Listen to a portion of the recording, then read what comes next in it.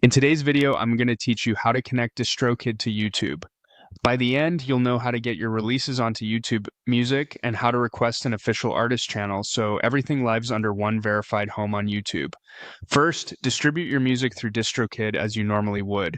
When you're uploading a release, make sure YouTube Music is selected as one of the stores or platforms.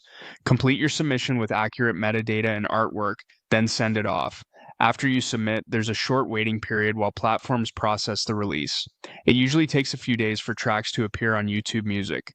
During this time, avoid making major changes to your release to prevent delays. You can monitor the status in your Distrokid dashboard, and once it's live, you'll be ready for the next step. Next, prepare your YouTube channel. You'll need a regular channel that clearly represents you as an artist. Use your artist name as the channel name, add a profile picture and banner that match your branding, and it's recommended to have at least one public video.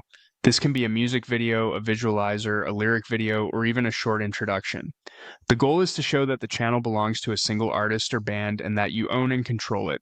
Once your music is live on YouTube Music, log into your DistroKid account to request your official artist channel.